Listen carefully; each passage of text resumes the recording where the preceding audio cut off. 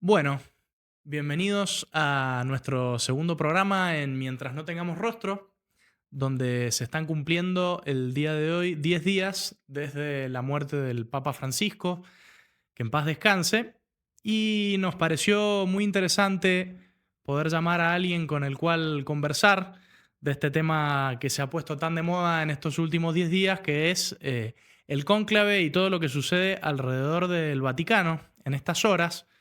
Llama mucho la atención ver cómo en estos días miles o cientos de periodistas que durante años no opinan de nada vinculado a la Iglesia Católica o a la fe o al Vaticano incluso, bueno, durante las últimas horas parece que han adquirido un impresionante interés en opinar a diestra y a siniestra, llamando a vaticanólogos y futurólogos para saber quién va a ser el nuevo Papa, por ejemplo, o si habrá continuidad o no con el Papa Francisco. Nosotros desde el programa y desde el canal estamos tenemos el placer, el agrado de recibir a nuestro vaticanista, que él no va a estar de acuerdo en que lo llamemos de esa forma, de ninguna manera, pero a nosotros nos parece que lo es. Nuestro invitado es licenciado en filosofía y doctor en la misma por la Universidad Santo Tomás de Aquino en Roma. Por otro lado, trabaja en organizaciones con sede en el Vaticano, como pues, no propiamente en el Vaticano, pero sí en Roma, en los alrededores, vinculadas a la cabeza y madre de todas las iglesias, que es el Vaticano en Roma, como puede ser Una Voce, también Pax Litúrgica, y por último también es profesor invitado de la Universidad de Oxford y profesor titular en dos cátedras de la Universidad Nacional de Cuyo, además de director de la carrera de doctorado en la misma. Bueno, Rubén Peretó, un gusto tenerte acá con nosotros. Muchas gracias por hacerte el tiempo para venir. Antes que nada, no sé si dije algo razonablemente comprensible en el currículum, pero era bastante extenso y bueno. Por supuesto, estoy en desacuerdo con que me digas vaticanólogo o vaticanista, en todo caso, observador de la situación de la iglesia, pero no más que eso. Bien, bien, bien. Bueno, muchas gracias por venir, de verdad. Te hemos llamado porque consideramos que es un tema no solamente que llama la atención hoy en día, sino que también hace falta, me parece, una otra voz dentro de lo que se viene diciendo en el último tiempo en los medios de comunicación más tradicionales, televisión, radio, etcétera. Y dada tu experiencia, bueno, queríamos tener esta charla. Lo primero que yo te quería pedir es que nos ilustres un poco, brevemente, este folclore que hay, esta parafernalia, diríamos, de lo que ocurre luego de la muerte de un pontífice, en este caso el Papa Francisco.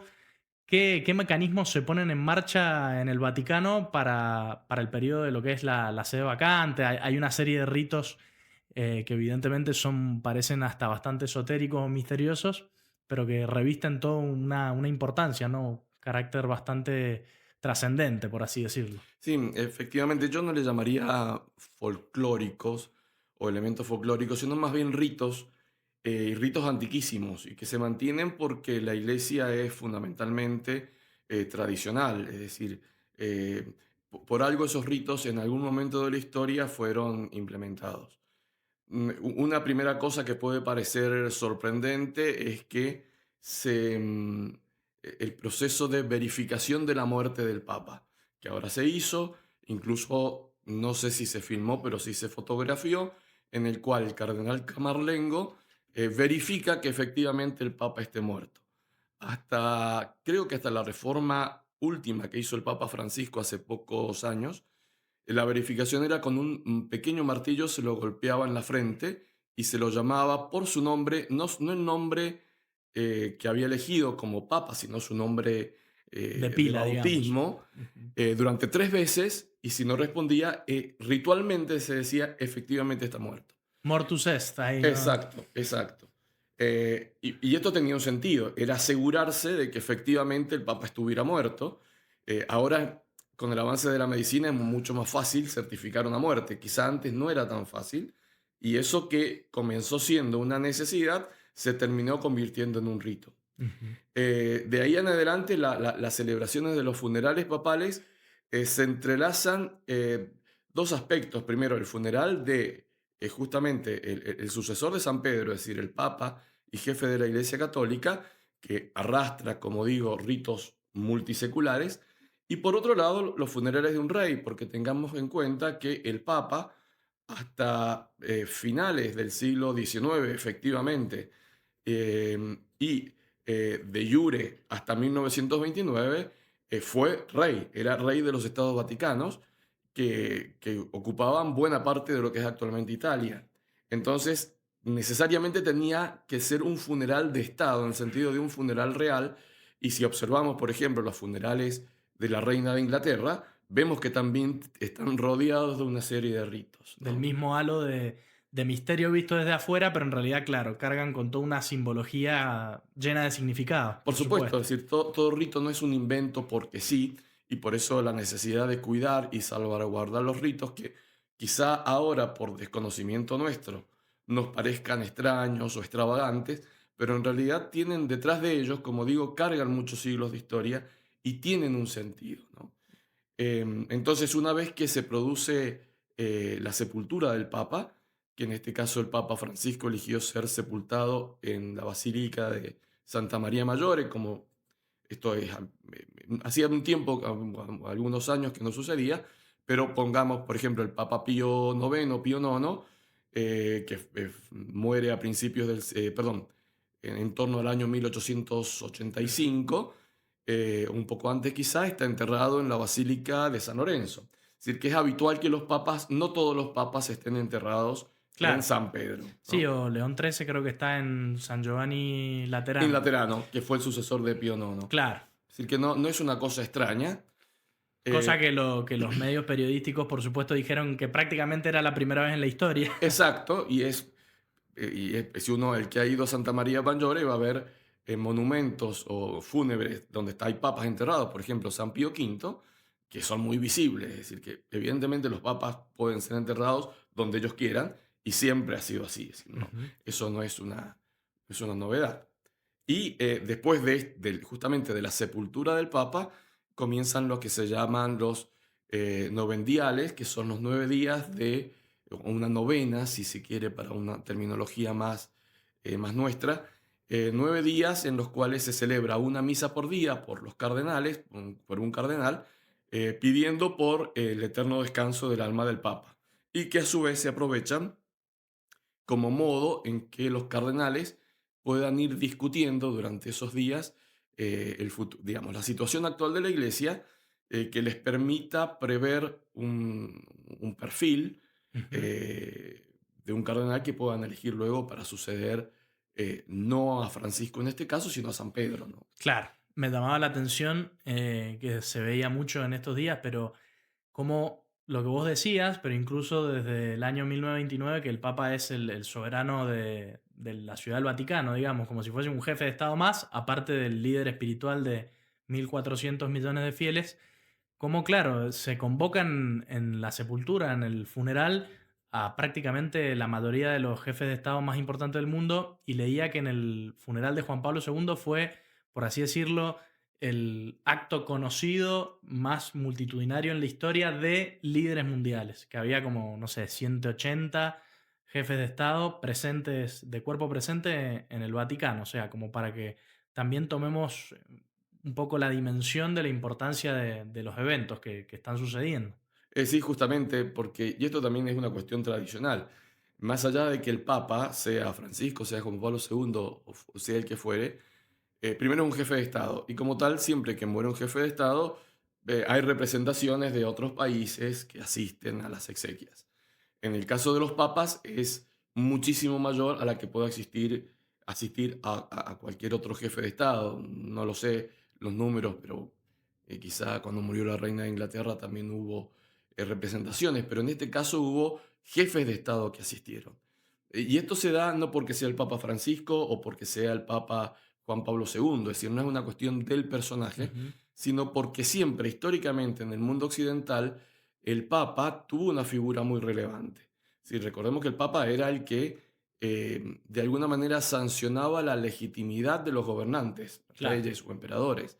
Entonces era una figura que sobre todo a partir del segundo milenio con Bonifacio VIII, con una bula que se llamó la Unam Santam, y después con la Reforma Gregoriana, que fue unos pocos siglos después, el Papa se convierte en un personaje de mucho peso, no solamente en lo religioso, sino también en lo civil, en lo Claro. político, y se ubica por encima de los reyes.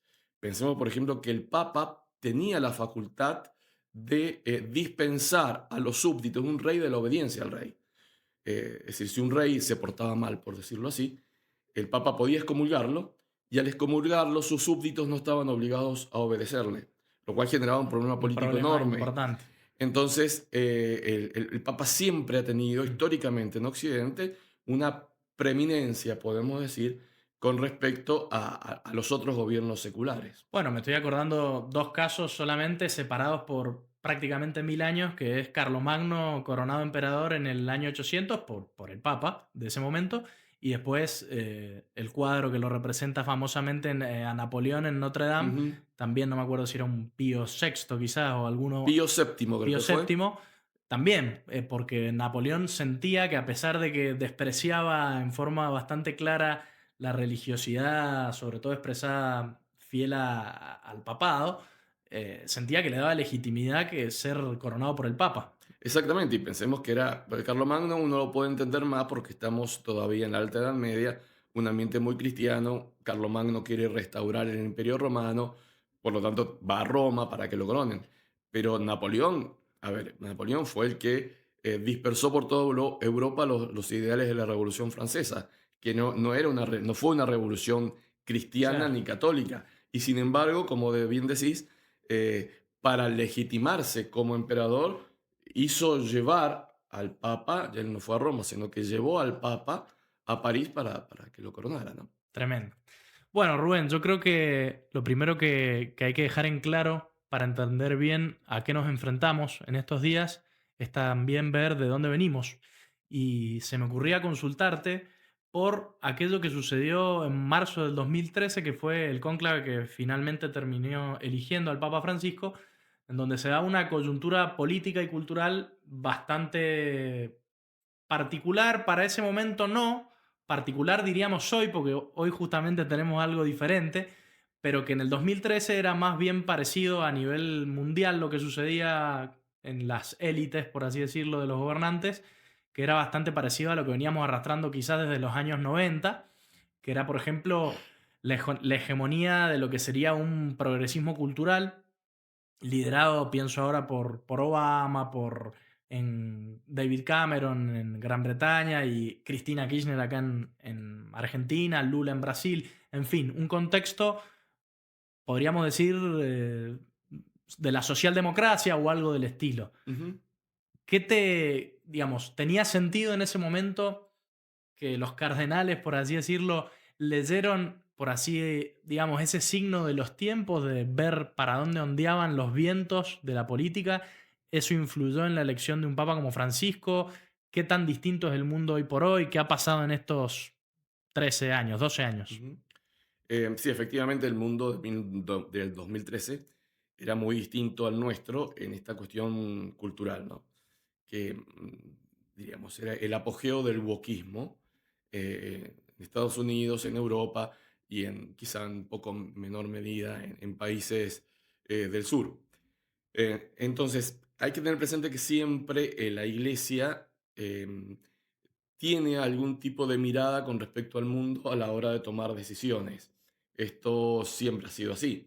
Y en épocas y en algunas épocas, esa mirada o ese cuidado con respecto al mundo era todavía mucho más estrecho, mucho más intenso del que se puede ver ahora.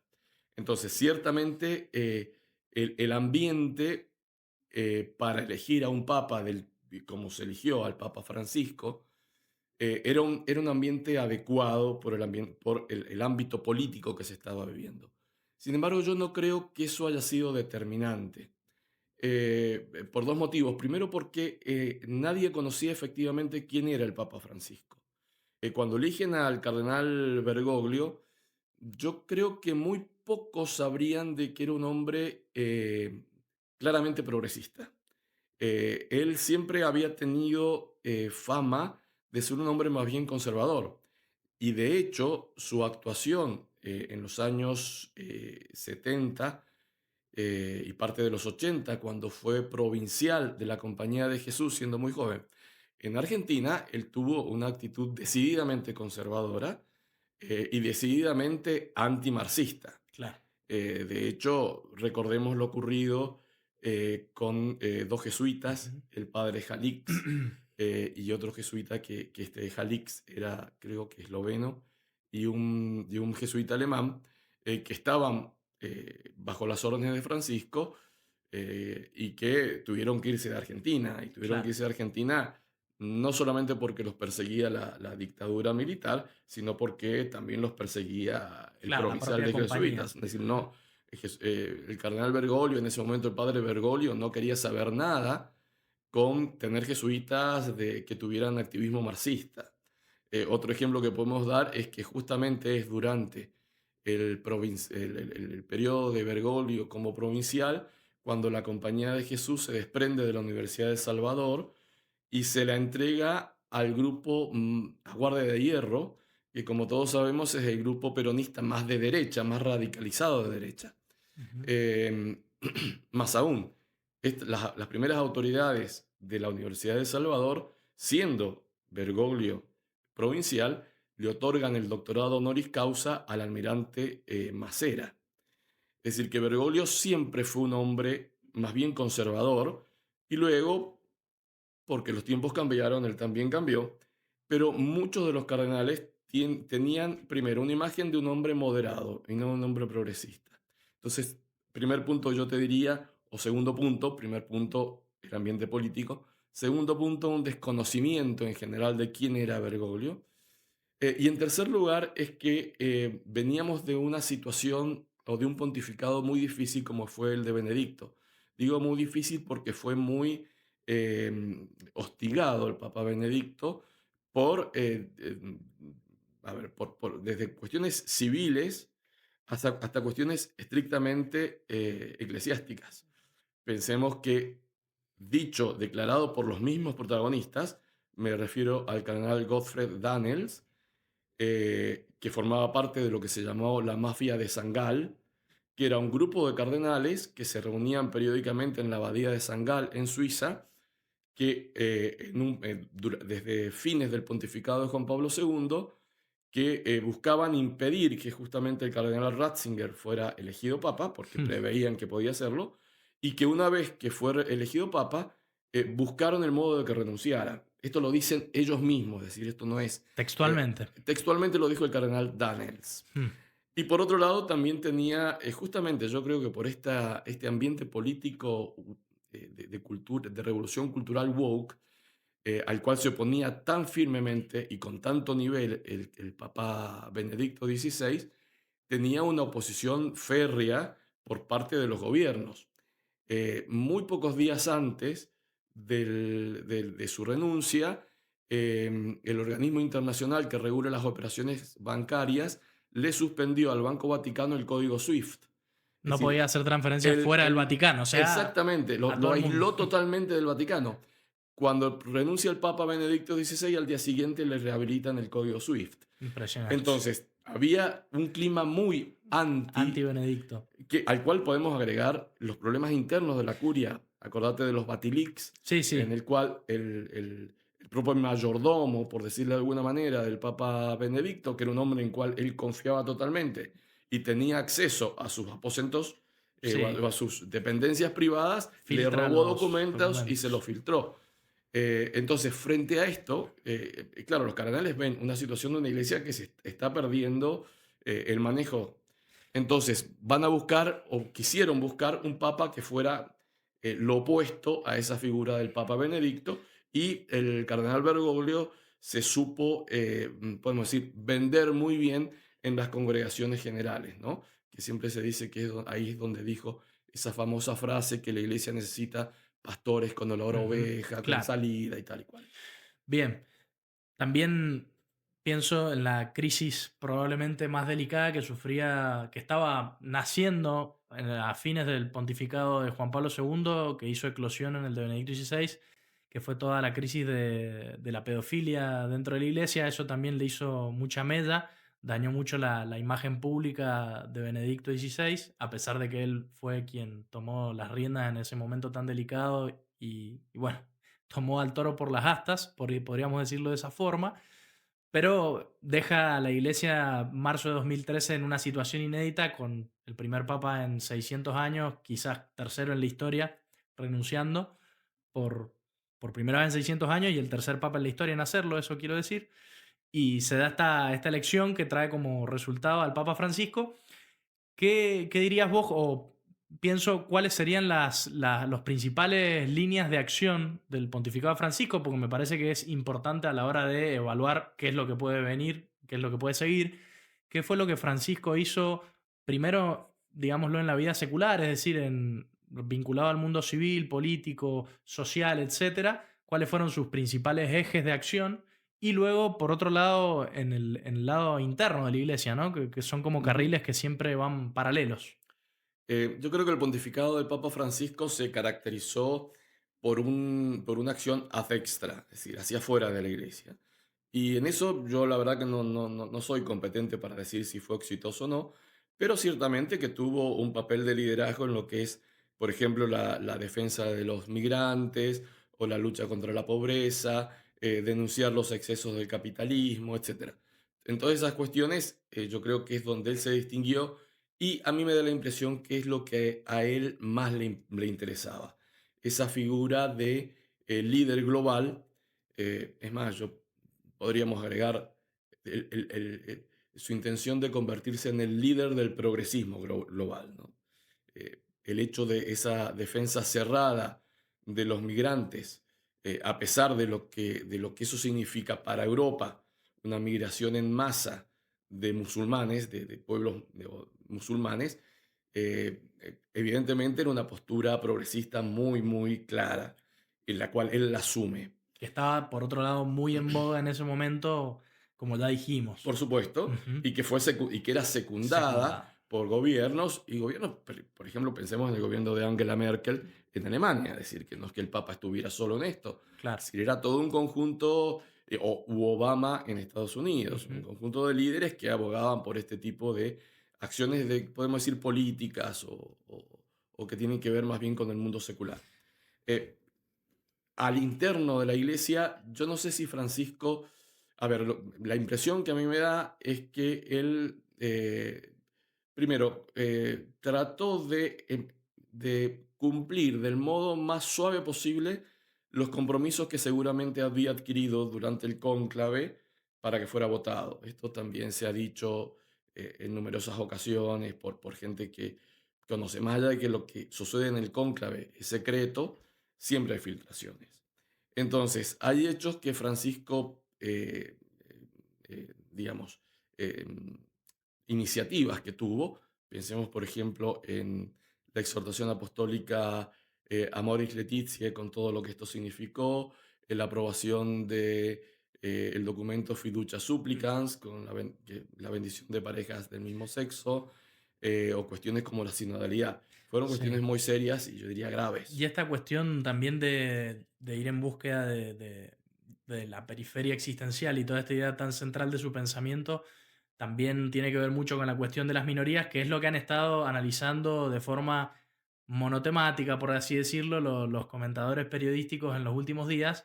Al hablar justamente del papado de Francisco, sí detecté que todos ellos concuerdan un poco con lo que vos decís de esto de líder global de la humanidad. Siempre se habla, digamos, como un experto en humanidad o alguien que volvió para unir a la humanidad, enfatizando mucho el papel de un líder político del papado. Hay más de un teólogo que ha comparado usualmente cómo debe ser por así decirlo, el comportamiento de la iglesia en el mundo con la cruz, ¿no? Que tiene un eje vertical y un eje horizontal. Es decir, el eje vertical que es el puente, de ahí pontífice también, que Ujú. une a los hombres con Dios, y por otro lado el patíbulo, que es el travesaño horizontal que une a los hombres entre sí.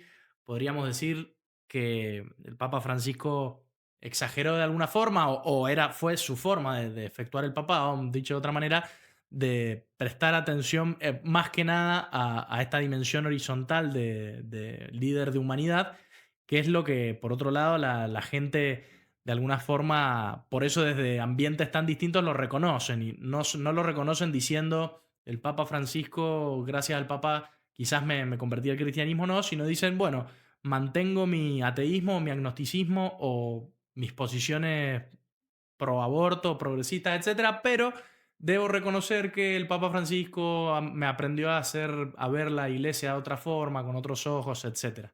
Creo que es un poco también es un elemento clave de su pontificado, ¿no? Sí, ciertamente. El problema es que eso para qué sirve. Es decir, Ujú, a ver, el Papa, que es el sucesor de Pedro, eh, nuestro Señor en el Evangelio, a San Pedro le da dos funciones fundamentales. Apacienta mis ovejas, le dice, y confirma a tus hermanos en la fe. ujú.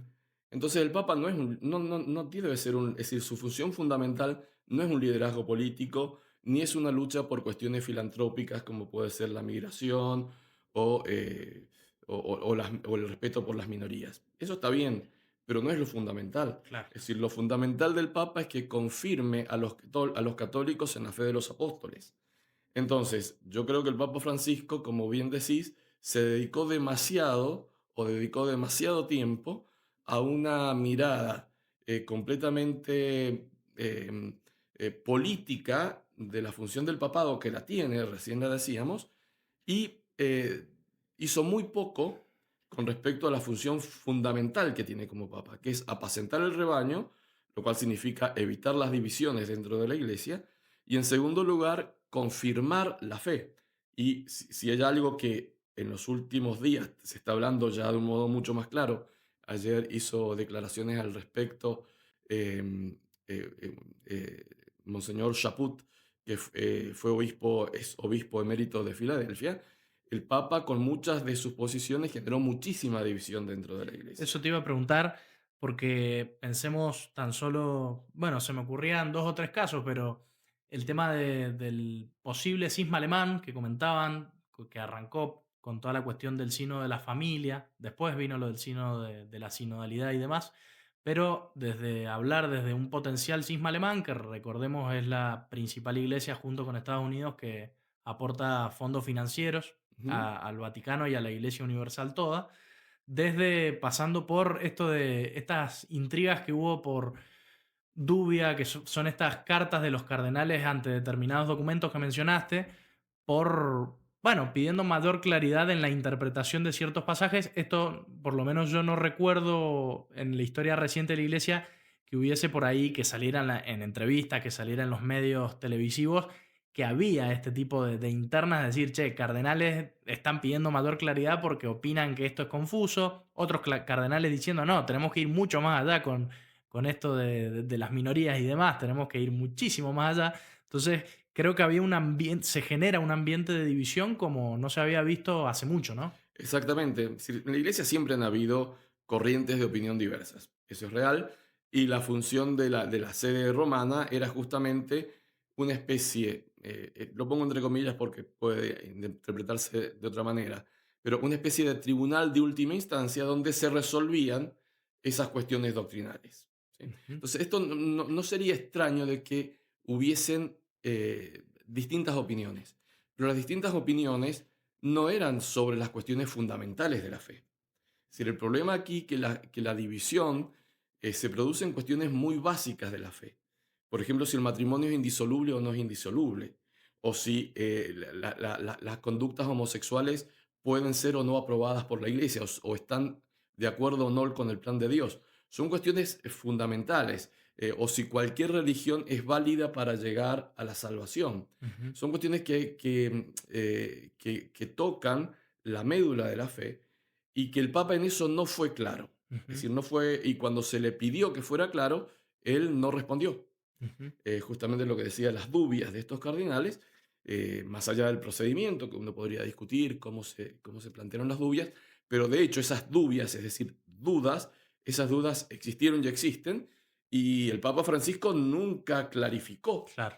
Entonces, eso es algo que ahora, como decía recién, se está poniendo sobre la mesa. El cardenal Müller dijo hace muy poquitos días una frase muy fuerte. Él dijo, si el próximo papa no es un papa ortodoxo, es inevitable un cisma.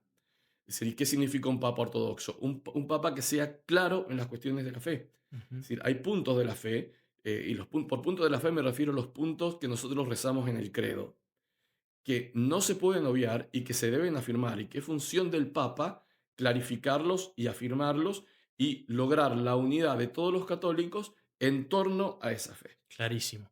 Rubén, y antes de pasar al presente, creo también que merece un capítulo aparte o un comentario detallado la cuestión de el aparente tradicionalismo que empezó a resurgir en época de Francisco. En realidad, un poco ya venía de la época de Benedicto XVI con el motu propio Summorum Pontificum, que permitió nuevamente, podríamos decir a escala global, la celebración de la misa tridentina o misa tradicional en latín, que, bueno, tuvo sus más y sus menos con esta cuestión, pero creo que es algo que más allá de la poca importancia que se le da en los medios seculares, de hecho no escuché a nadie y eso que es un tema muy en boga, puertas adentro en la iglesia, no se escuchó a ningún medio periodístico hacer alguna nota, alguna referencia a lo que está sucediendo desde hace varios años, y es este crecimiento silencioso por el motu de Benedicto XVI, el motu propio, que bueno, tuvo sus más y sus menos y ha seguido creciendo fundamentalmente en la época de Francisco. No sé si querés mostrarnos un poco cómo fue la relación del Papa en este Ujú. tema tan delicado.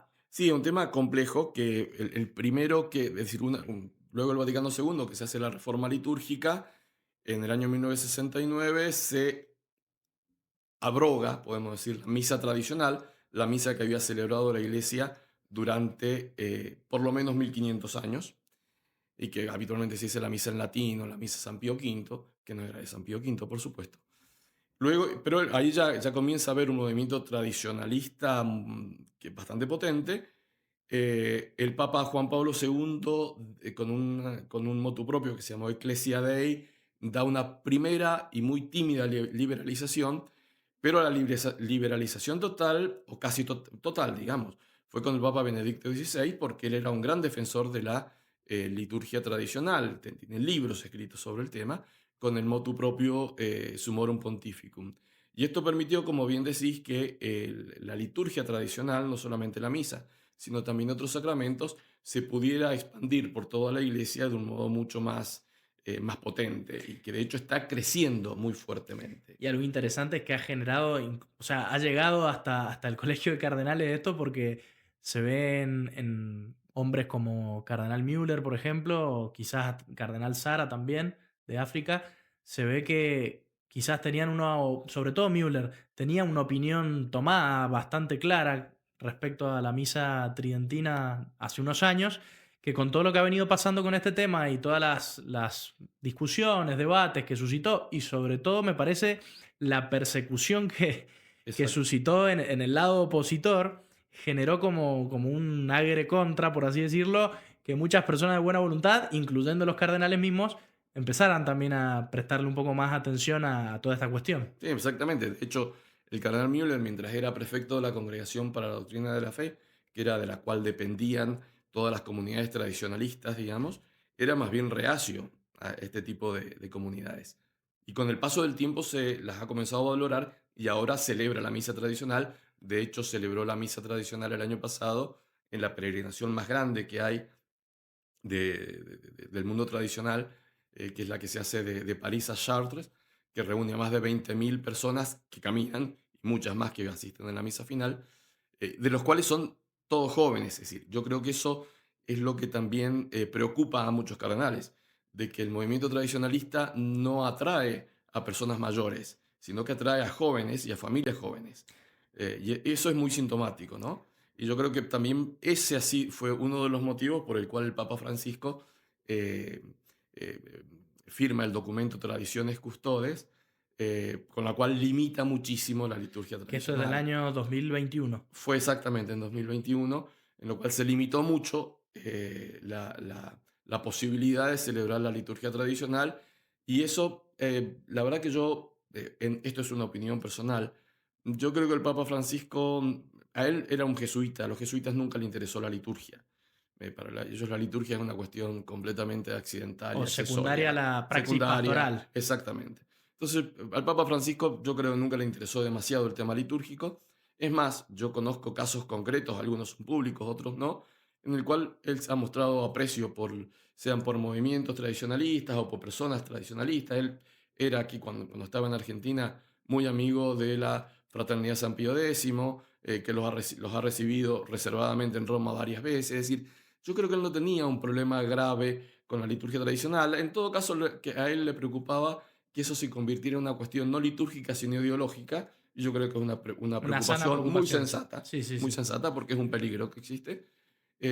Yo creo que él la firmó por presión Claro, de los presiones cardenales, de la curia romana quizás. de la curia romana y de algunos obispos diocesanos, sobre todo en Francia y Estados Unidos, que veían que las parroquias que celebraban la misa tradicional crecían enormemente y las otras parroquias iban disminuyendo. Y hay otro factor que también, esto es opinión mía, y es que el Papa Francisco, como buen argentino de simpatías peronistas, digámoslo así, era muy anti-norteamericano. Y los cardenales, los obispos americanos y el clero americano, en su mayoría es de tendencia conservadora. Y eran muy favorables a la misa tradicional. Se celebraban muchas misas tradicionales. Y yo creo que eso también Un sentimiento de digamos, una cosa así, a anti-yankee. ver, la liturgia a mí no me interesa, pero esto les va a doler a los yanquis, bueno, lo hacemos, pues les duele a los yanquis. Es una opinión mía, yo creo Claro. que era muy propio de su psicología, ¿no? Y antes de meternos de lleno en el cónclave, que es el tema más espinoso quizás que vamos a tocar, solo para ver que es un tema realmente importante y relevante, leía hace unas semanas que en Francia, por ejemplo, este año, se ha vuelto a duplicar el número de adultos conversos que se bautizan el Sábado Santo en las iglesias de toda Francia, en toda la diócesis, y en Estados Unidos, que ya la mayoría de lo que sería el clero secular que ingresa al seminario con 19, 20, 25 años, son de tendencias mayoritariamente lo que se denominaría conservador Exacto. o por lo menos por que tiene un grado de aprecio significativo por la herencia recibida bueno, que en los últimos años se había perdido quizás desde que se dejó de celebrar propiamente la liturgia tradicional en casi todos los sacramentos. Ahora sí, vamos a lo que nos compete, Bien, que es lo que va a suceder dentro de unos días nomás, el 7 de mayo, parece que arranca. dentro de una semana exactamente. Exactamente. Y bueno, es todo un tema, esto de que según los medios y según innumerables periodistas que podríamos ponernos a citar con nombre y apellido, pero todos argentinos los que se me ocurren ahora, alguna corresponsal en el Vaticano también, parece ser que la elección estuviese cuasi decidida por los números que se dan entre los electores del colegio cardenalicio, en los cuales no sé si aproximadamente 80 o 90 han sido nombrados por Francisco. Bueno, después algún número relevante, cerca de 30 capaz, por Benedicto y un número residual 10 por Juan Pablo II. Por lo cual ahí hay una suerte de convicción de que si bien están todas estas discusiones que hemos mencionado hasta el momento sobre la mesa, pareciera que la continuidad de alguien, no solo en las formas, sino en el contenido, ahora vamos a eso, por así decirlo, de la forma de llevar el papado del Papa Francisco, estaría asegurado. Ujú. Eh, no sé qué opinión te merece esto, cómo lo ves.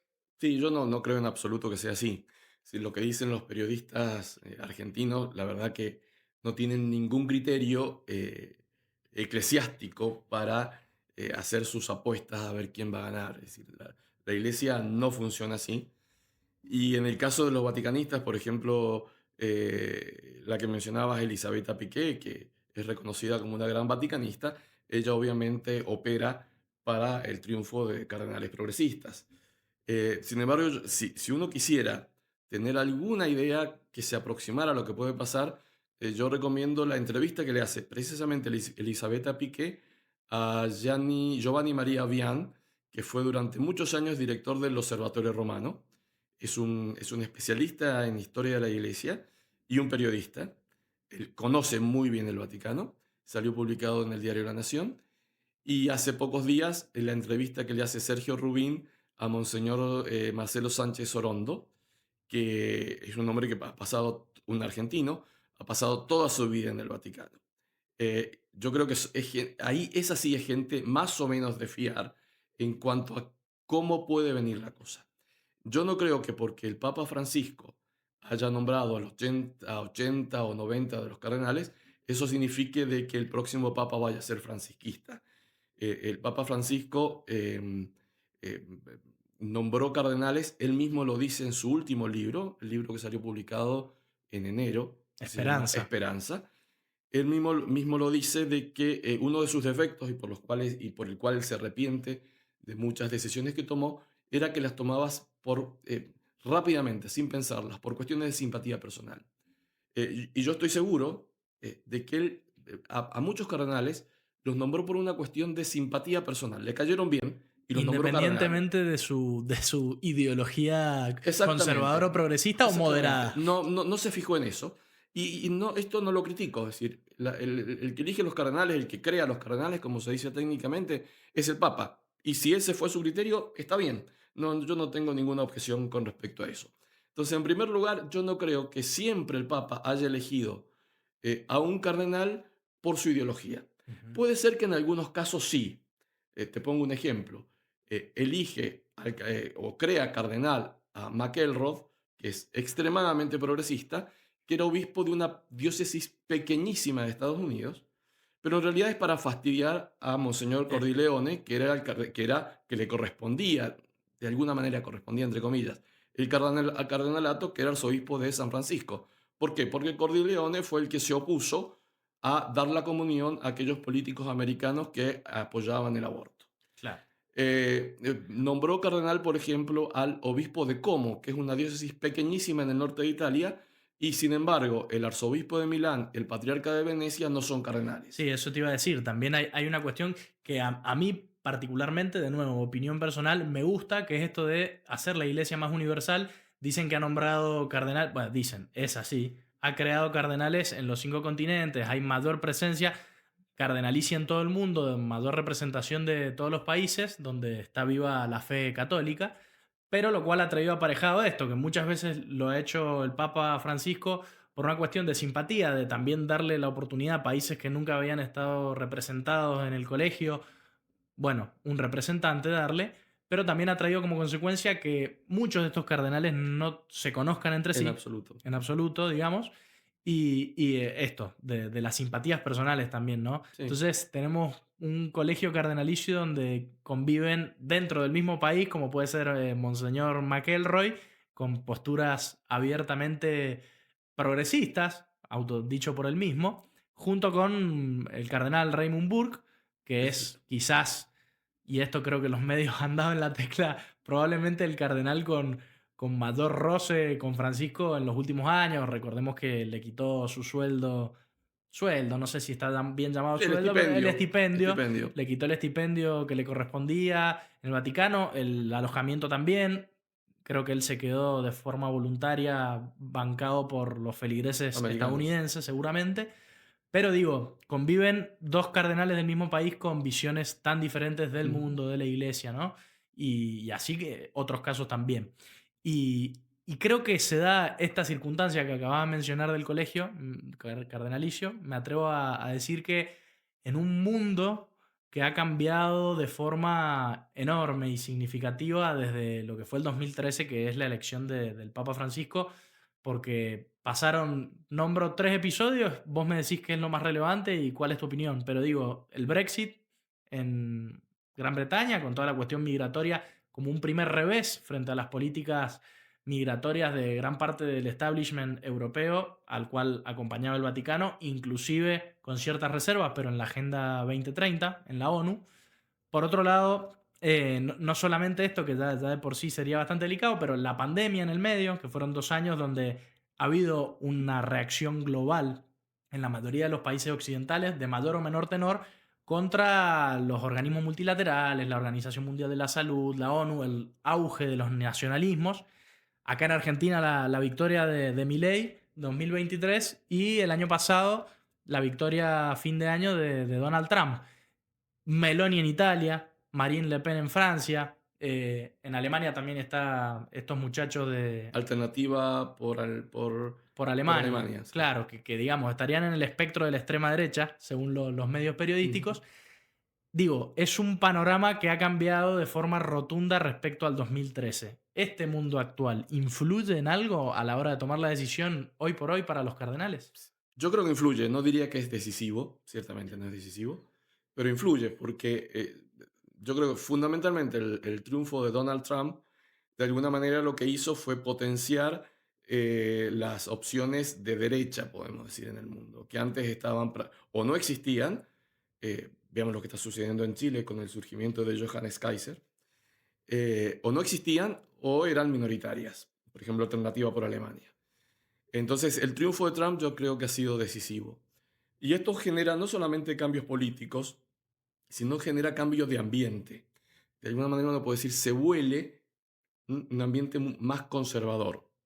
Como que la gente en general, por la pandemia, por el Brexit en la zona europea, o en la zona del Reino Unido, pero la pandemia, etcétera, ha generado un hastío de todas las políticas woke, por decirlo de alguna manera. Y esto se cristaliza con el triunfo de Trump y las medidas y la personalidad arrolladora de Trump. Sí, sí, Podemos un tener carisma opinión en contra, importante. en eso no me meto porque no soy especialista. Entonces, indudablemente que eso yo creo que los cardenales lo van a tener en cuenta. No me parece que sea decisivo. Eh, sí, a ver, sí podría, esto es una opinión, podría decidir dos cosas, sí decisivo en dos aspectos en el cónclave. En primer lugar, no elegir a un papa americano.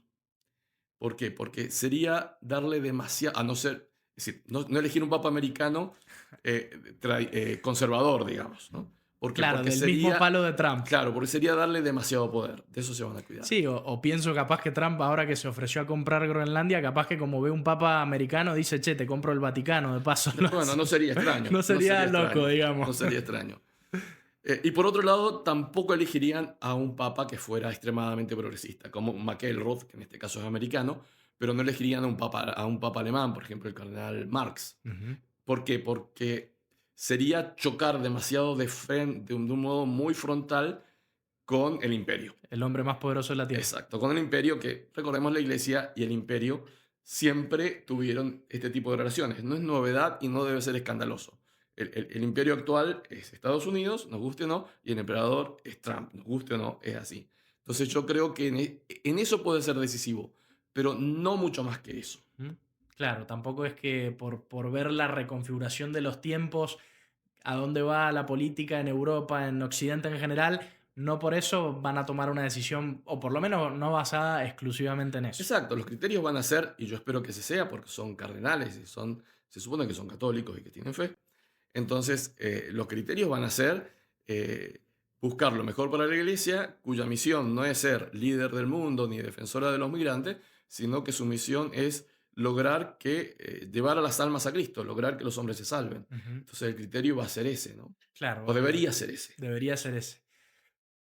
Esto que hemos dicho, digamos, de la posible elección que se viene, de estas discusiones que se van a dar dentro del Colegio de Cardenales, recordemos que numéricamente hace falta 2/3 para poder elegir al Papa, digamos, de los 135 que creo que van a votar, o no sé si 133 creo que es el último 33. número, sí. Ujú. Hacen falta 2/3, o sea, cerca de 89. 89, para lograr la mayoría tan deseada por esos votantes, digamos. Pareciera que se divide por tercios esto, ¿no?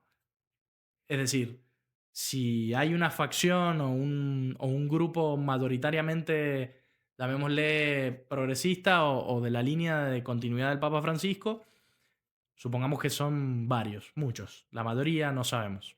Pero digo, si hay un escenario de 1/3 que se opone dentro del colegio a esa dirección, técnicamente el cónclave podría durar ad infinitum porque no llegarían a sumar los votos necesarios. Esto es, Es esto es, decir, es tan simple como eso. exacto, es el tercio de bloqueo. Es el famoso tercio de bloqueo. Y en el mismo sentido, si existe, por esta cuestión que hemos analizado, existe un grupo conservador o moderadamente que mira bien al tradicionalismo dentro de la iglesia, a la figura de Trump, de Meloni, de Víctor Orbán, etcétera, a nivel mundial, al mismo Milei quizás, que está cobrando protagonismo, van a ser los menos. A lo sumo, no creo que lleguen, no creo que esos tengan una chance clara de poder nombrar a uno de los suyos o postular a uno de los suyos para que llegue a ocupar la silla de San Pedro, pero sí van a estar ahí, me parece, como el tironeo, ¿no? Como el tire y afloje entre esos dos grupos, uno más grande que el otro, pero como el escenario de tercios es lo que más importa, confluirán hacia algo intermedio, quizás. Ujú. ¿Qué opinás? Bueno, comenzar a hablar de esto es comenzar a hablar son opiniones, ¿no? Puede que sea así, puede que no sea así.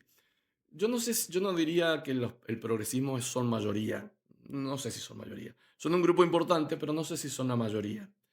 De hecho, últimamente, me refiero a los últimos 2 o 3 días, cardenales abiertamente progresistas han mostrado cierta preocupación. Uno de ellos, no recuerdo quién era, dice que el problema que tenemos los progresistas es que hay muchos líderes. Están muy dispersos los liderazgos dentro del progresismo.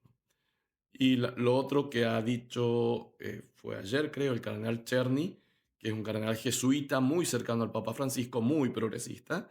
Una cosa dice que lo que va a perjudicar al cónclave es la búsqueda de la unidad, que se busque un papa que busque la unidad de los cristianos, porque eso significaría lo que para él es algo positivo, esa diversidad de que cada uno piense lo que le parezca, entonces que la iglesia alemana tenga normas que son distintas a la iglesia española o a la iglesia boliviana. Ujú. ¿Sí?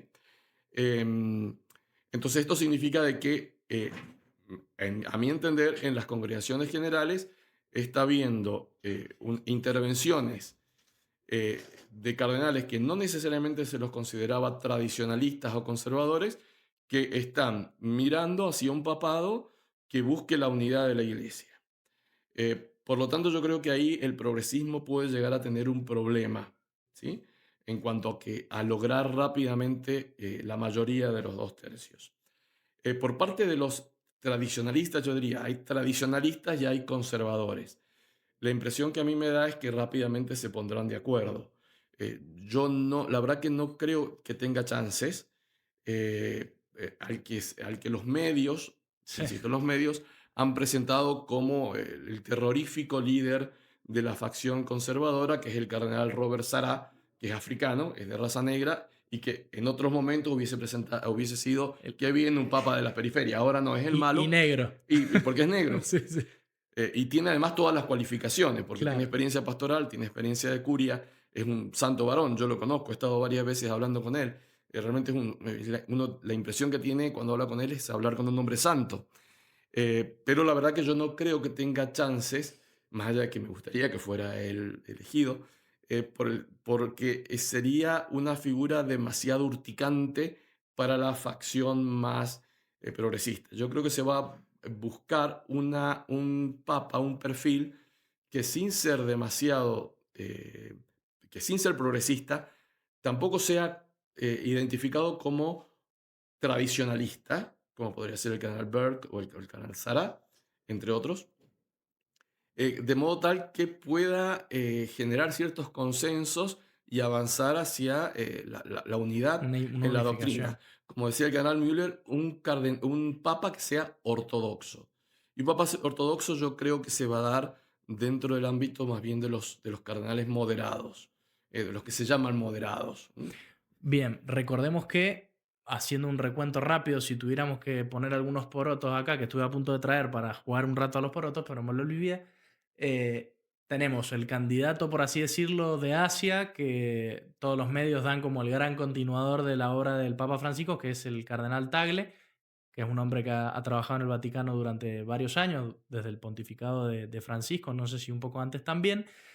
Por el lado que, a ver, desde el punto de vista sociológico, muchos dicen en Asia está el futuro. Ahora te quería llevar a una discusión que tenía que ver con China dentro de un ratito, pero él es el candidato de esa zona. Por cierto, que es de Filipinas, un país con uno de los mayores números de católicos en el mundo.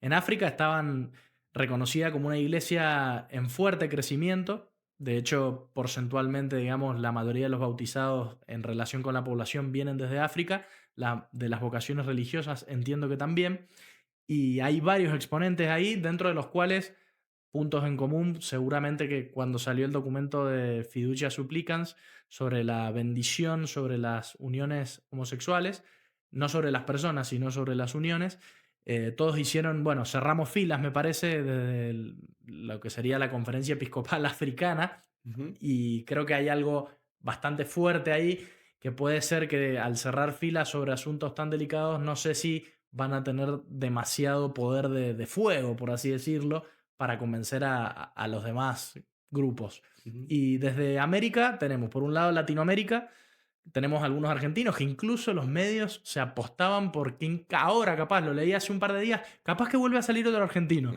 Ya como metemos doblete, digamos. Pero lo cual parece a todas luces, por lo menos a mí me parece que es irreplicable, sobre todo porque el estilo de Francisco era tan descontracturado y poco formal que creo que la curia vaticana, podemos opinar lo que queramos, pero es un organismo con 1500 años de historia, creo que va a optar por algo que lo vuelva más a la regla general.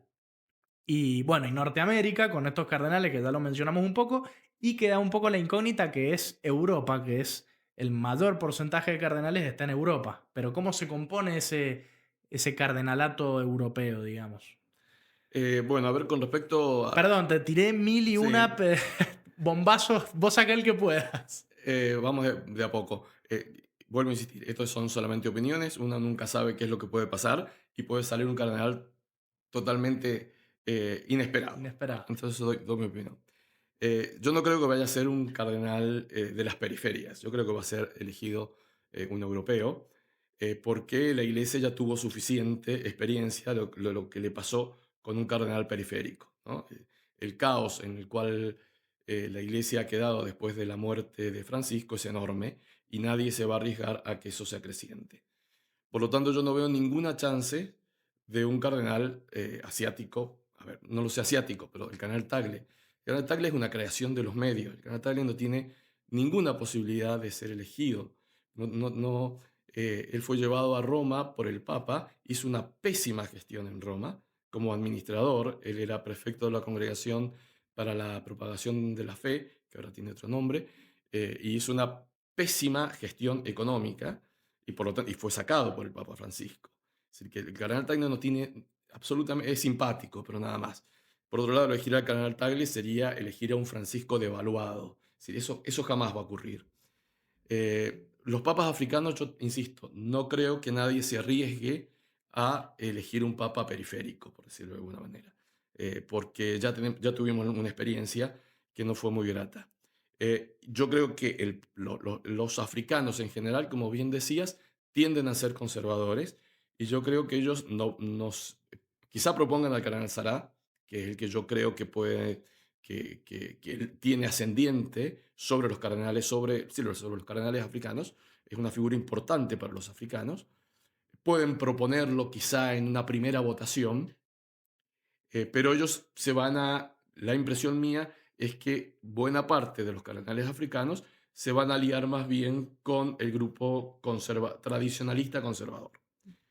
Y en cuanto a los cardenales europeos, que son la mayoría, ahí el campo es enorme, porque tenés a los alemanes, que salvo el cardenal Welki, que es el arzobispo de Colonia, que es un poco más conservador, el resto son cardenales abiertamente progresistas e incluso yo te diría que rozan lo cismático. Pero, perdón, Müller entra también, ¿o no? Sí, Müller sí, lo que pasa es que él no es cardenal, no vive en Alemania, él vive en el Vaticano. Ah, bien, bien, bien. Él Claro, vive en el Vaticano porque es un cardenal de la curia. claro, claro. Fue arzobispo en Alemania, creo que de Regensburg o de Ratisbona, pero desde hace mucho tiempo que está en el Vaticano. Así que Bien, yo no lo contaría dentro de los claro, alemanes. claro. ¿Sí?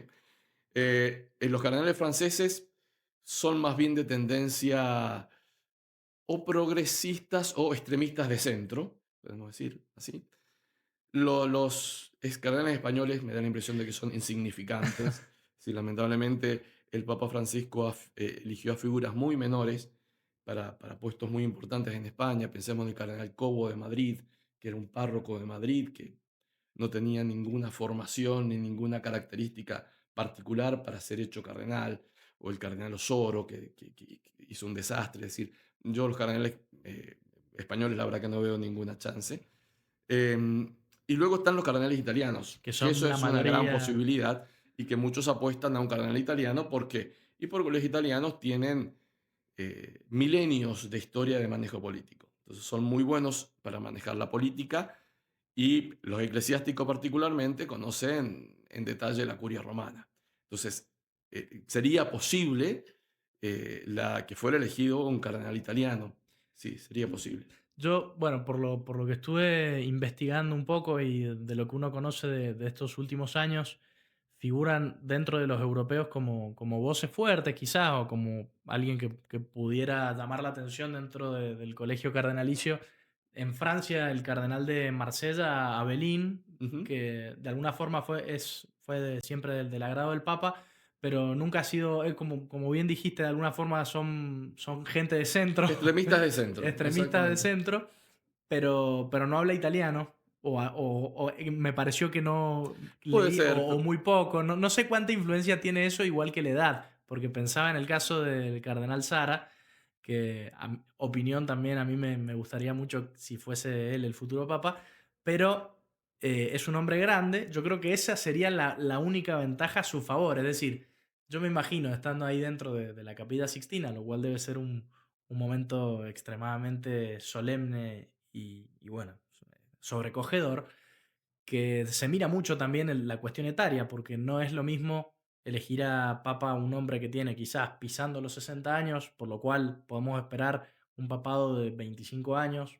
como el de Juan Pablo II, que elegir a un hombre, justo me dio el nombre del cardenal Sará, podría ser otro, que ya está rozando los 80, creo que este ujú, año cumple 80 años, exacto, en junio. por lo cual quizás un argumento dentro del colegio podría ser, che, mirá, vamos a elegir uno que es más bien de una línea que no te gusta, pero es por un rato para que de alguna forma solucionen los problemas que creemos que se tienen que solucionar y solventar, pero tampoco es que sería papa 10 años, o sea, tendría un Ujú, tiempo muy limitado, quién sabe ujú. si 6 o 7 años, aunque puede ser mayor, por supuesto.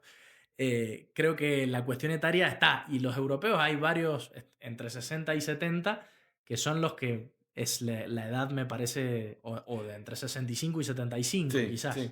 sí. Creo yo que sería el factor de la edad ciertamente pesa. Yo no creo que vayan a elegir a un hombre joven. Por ejemplo, se nombra mucho el cardenal Giambattista Pizzaballa, que es el patriarca latino de Jerusalén, que yo creo que sería un buen candidato, pero tiene 60 años recién cumplidos, es demasiado joven. Yo creo que es un buen candidato para el próximo O cónclave, imagínate, no no para sé, ahora. este australiano que es de rito ucraniano, que Claro, tiene tiene 45, 45 claro, años. no, Un papado de 40 años sería récord absoluto, superando a San Pedro con creces. exactamente, eso Sería no. absolutamente Sí. imposible. Y hablemos de los italianos, que ahí hay un poco de meta para hacer.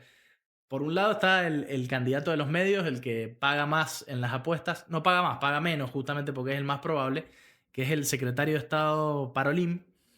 Se dice que el que entra papa sale como cardenal. Yo tengo mis reparos frente a esas frases, si bien es cierta. Creo que en el 2005 Ratzinger era bastante favorito, creo Exacto. recordar. Sí. O sea que es una violación importante y muy reciente a ese principio. Pero dicen que un secretario de Estado difícilmente puede ser papa posterior al papa al cual fue secretario, sirvió como secretario. De nuevo me estoy acordando que creo que Pío XII era el secretario de Estado de Pío XI, me Sí, parece. exactamente, fue el Así que secretario de ahí Estado. tendríamos otra excepción. Pero bueno, dicen que Parolín es el papable de los medios. Tendría como competencia a otros italianos fuertes, entre los que figura Cardenal Matteo Zuppi de Bolonia. Ujú. ¿Cuál otro? Se habla del cardenal Filoni, que es un cardenal que hizo la mayor parte de su carrera en el mundo diplomático y que sería el gran antagonista del cardenal Parolin. Pero la verdad que es un cardenal bastante desconocido, no es un cardenal muy conocido. Los que más han sonado han sido justamente Parolin, de los italianos, ¿no? Parolin, Zuppi y Pizzaballa. Serían los tres, ¿no? Yo no creo que, en mi opinión, ninguno de ellos va a salir. El cardenal Pizzaballa, yo creo porque es muy joven. El cardenal Zuppi porque es demasiado francisquista. era un sacerdote, es decir, fue creado, elegido obispo por Francisco y creado cardenal por Francisco. Y además era un párroco de Roma, de Santa María in Trastevere, una parroquia romana, y es de la comunidad de Sant'Egidio, que es una comunidad de laicos y sacerdotes muy fuerte, con mucho poder, y que difícilmente los cardenales quisieran elegir a un miembro de esa comunidad. Se dice Tener miedo que sea detrás, un títere. exacto, detrás de Suppi el que va a ser papa es Andrea Ricciardi, que es el El fundador y fundador. presidente, digamos, de Sant'Egidio. Y yo no creo que eso suceda. ¿Que Supi tuvo alguna influencia o fue un enviado especial por la guerra ruso-ucraniana? Exacto, justamente porque la comunidad de Sant'Egidio se ha caracterizado por hacer una especie de diplomacia paralela a la diplomacia vaticana y ha solucionado, es verdad, algunos conflictos en África, pero el cardenal Suppi no pudo hacer nada No con iba el con conflicto. su espíritu tampoco, de párroco, probablemente. No, a ver, Suppi también lo conozco, es un hombre, no tiene el physique du rôle ni de papa ni de cardenal, pero un hombre simpático. Es un hombre más bien progresista, efectivamente, em, pero es un liberal coherente. Sí, él ha celebrado en varias ocasiones la misa tradicional, por ejemplo. ¿Por qué? Porque él dice, bueno, si tienen derecho a existir los Acá hay lugar progresistas, hay lugar para para todos. todos. Entonces es un candidato, un liberal coherente. Pero yo no creo que sea elegido justamente porque sería una continuación muy estrecha del papado de Francisco y nadie quiere un Francisco segundo, ¿no? Y queda el candidato con más fuerza, al menos tal como lo presentan los medios, que es el cardenal Parolín, que tiene muchas condiciones, es un hombre, un diplomático muy hábil, pero que yo creo que es difícil que sea elegido por varios motivos.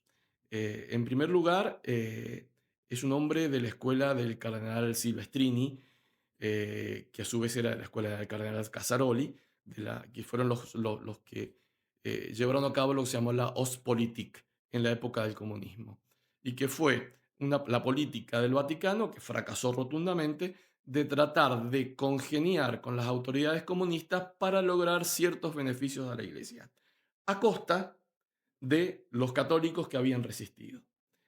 Esto no funcionó, claramente, porque lo que hizo Juan Pablo II cuando asume es Sí, cortar de lleno la Ostpolitik y pasar a una política de al abierto, péndulo extremo, digamos. exactamente, de confrontación con el comunismo que termina con la caída del muro de Berlín. Solo a modo de comentario, me acuerdo de, claro, de la época de la Ostpolitik de Pablo VI, estuvieron cardenales como Stepinac en Croacia, Croacia y Mindszenty Minczynski en Polonia o en Hungría, en en Hungría. Hungría. Y en Polonia, además de Juan Pablo II, Wyszynski. Wyszynski, Wyszynski, todos los cuales fueron grandes mártires, por así exactamente, decirlo, estuvieron encarcelados y demás, exactamente. justamente criticando las medidas de este cardenal Casaroli.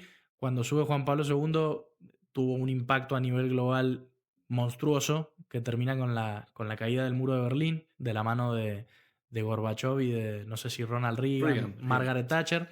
Y bueno, es como que se da vuelta la tortilla. Me parece que desde la época de Francisco hay una vuelta a la Ostpolitik, como bien decías vos, pero con el gran representante del comunismo de hoy en día, que es China. exactamente. Y eso justamente porque el hecho de que Parolin sea de la escuela de Silvestrini, que es toda una, como se dice en italiano, una cordata. Cordata significa trenza, ¿no? O cuerda. Que trata de escalar y ubicarse en puestos de poder dentro del Vaticano.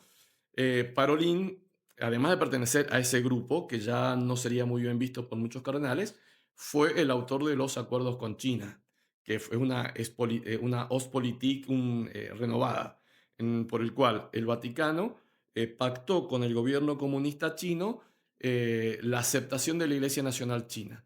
Recordemos que China, luego de Mao Zedong, China es un país enorme, los católicos son una minoría absolutamente, Así todos son un pero montón. son varios millones. Claro.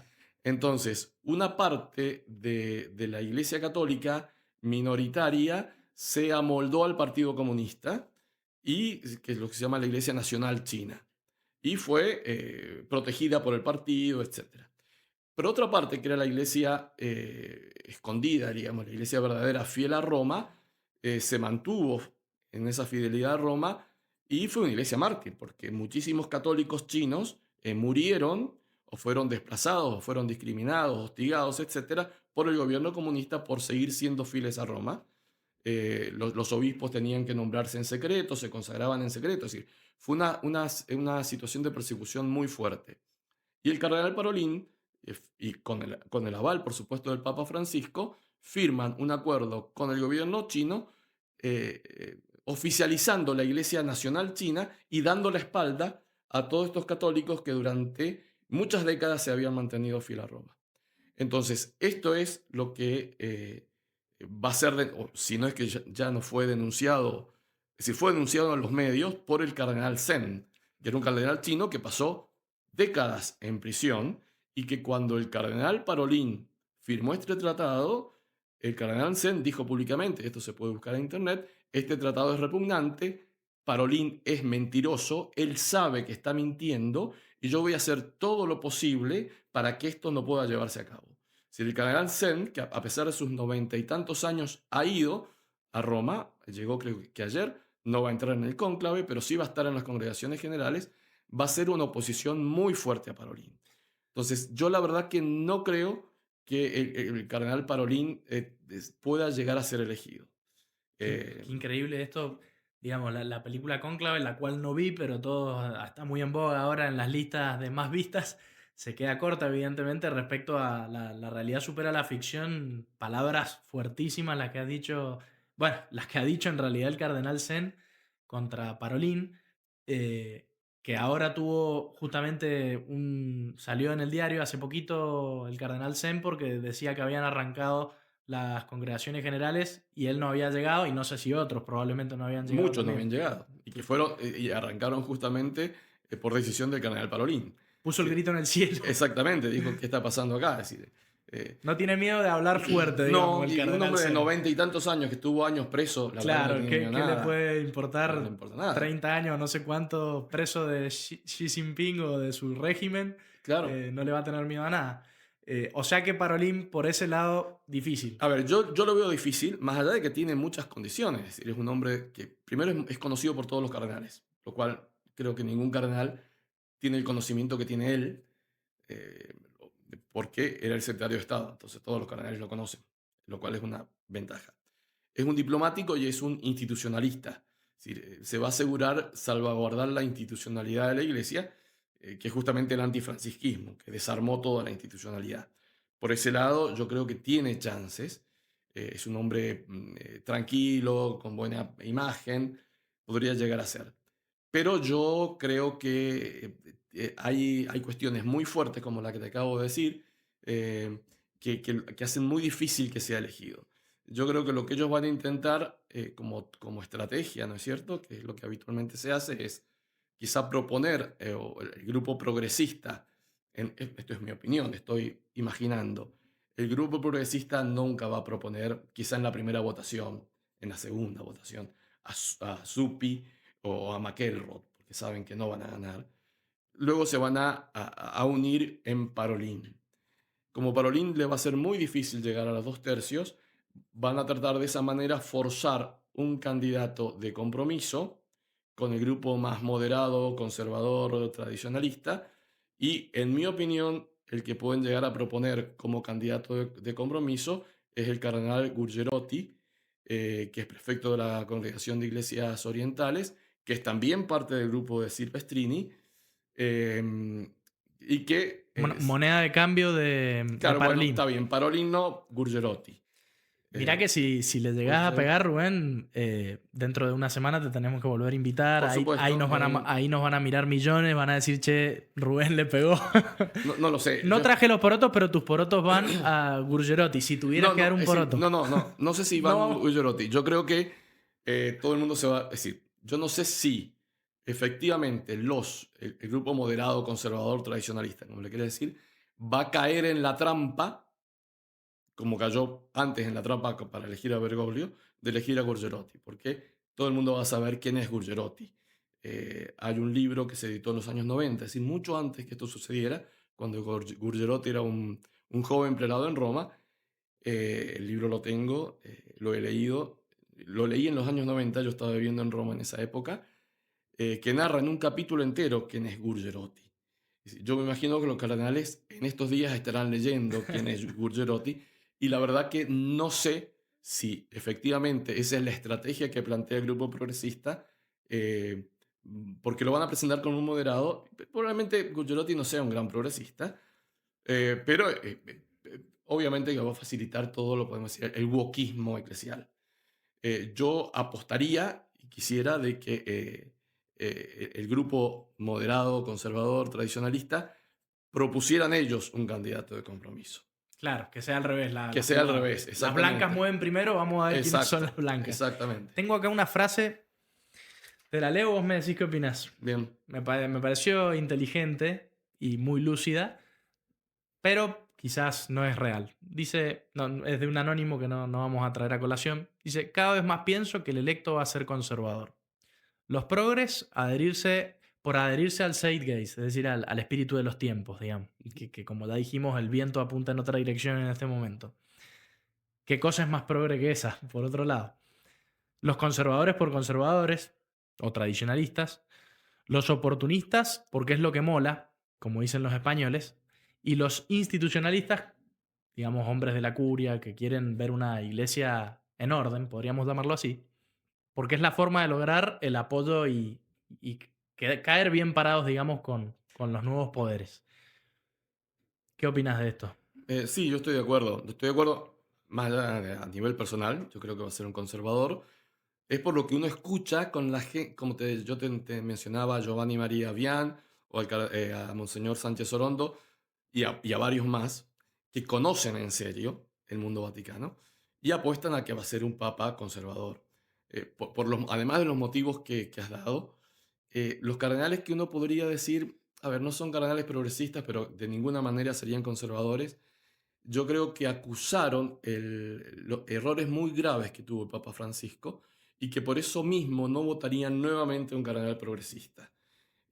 Fundamentalmente el hecho de haber llevado a la curia romana y nombrar como prefecto de doctrina de la fe al cardenal Víctor Fernández, la verdad que fue un golpe muy fuerte que no solamente acusaron o recibieron los tradicionalistas o los conservadores, sino también los progresistas, porque por más progresistas que se quieren, Hay por lo ciertas menos formas que hay que...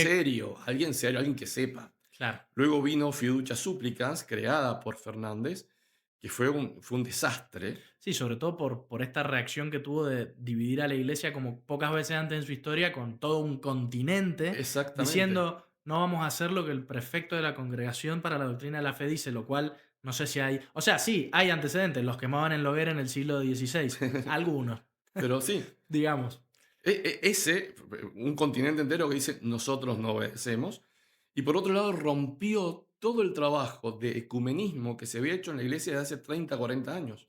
Fíjate que la iglesia copta era la iglesia con la cual la iglesia católica romana había estrechado más los lazos, se habían firmado una serie de acuerdos y estaba muy, Declaraciones conjuntas, exactamente, estábamos muy cercanos a los coptos. Cuando pasó eso, la iglesia copta rompió rompió. relaciones con la Que iglesia. tiene sede principalmente en Alejandría, Egipto, En digamos, el Cairo, en el en Cairo. Alejandría sería la iglesia bizantina egipcia, Ujú. sí, en el Cairo. Es decir, fue un desastre Fiducia Súplicas. Y esto se dan cuenta todos por más progresistas que sean. Y el otro gran error, a mi entender, no solamente a mi entender, del Papa Francisco, fue el modo despótico con el cual gobernó la iglesia. Y yo podría poner muchos ejemplos, pero los más conocidos es la gran cantidad de sacerdotes y obispos que fueron cancelados, es decir, que fueron expulsados de su diócesis o reducidos o expulsados del estado clerical simplemente porque se oponían a la visión del Papa Francisco.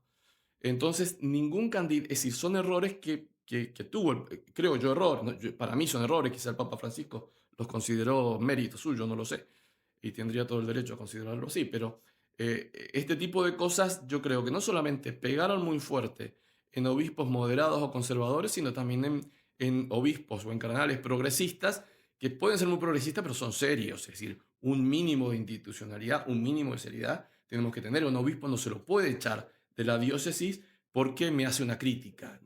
El Papa, esto lo está diciendo con mucha insistencia el cardenal Müller, el Papa no puede, no es, nosotros no somos la religión del Papa, somos la religión de Cristo.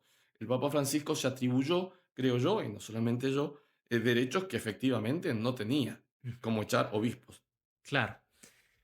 Se nos está acabando el tiempo, lamentablemente. Me gustaría seguir preguntándote un millón de cosas, pero a modo de conclusión y de reflexión final, por lo menos de mi parte, pienso que el mundo que le toca al próximo papa, por lo menos yo lo veo como que es un poco más fácil que el que le tocó al Papa Francisco. ¿En qué sentido? Que trae viento de cola para reafirmar un montón de posturas tradicionales de siglos de la Iglesia católica y, y hay un revival, viste que en la época de, no me acuerdo, siglo XIX o XVIII, que estaban los grandes despertares de religiosidad Ujú, en Estados Unidos o exactamente. en Inglaterra también. Creo que hay un revival de la cuestión religiosa fuerte a nivel mundial, sobre todo en Occidente, muy atado al cristianismo y de forma particular al catolicismo. Hay una vuelta que es increíble porque ha pasado poco tiempo relativamente desde probablemente la crisis más fuerte que tuvo la iglesia visible en toda su historia, que es la crisis de los abusos. Pero hoy por hoy, en muchos intelectuales de Occidente, la iglesia es vista como un bastión de la civilización occidental que hay que proteger y hay que defender. Creo que eso es un viento de cola para el futuro pontífice que venga, por el cual rezaremos desde ya. ¿Lo ves así? ¿Pensás que tiene un viento de cola y la posibilidad de hacer muchas cosas buenas por este viento de cola que trae? Digo, independientemente de que yo sea católico, un no católico debiera ver lo mismo que estoy viendo yo, solo que con un juicio crítico, lógicamente.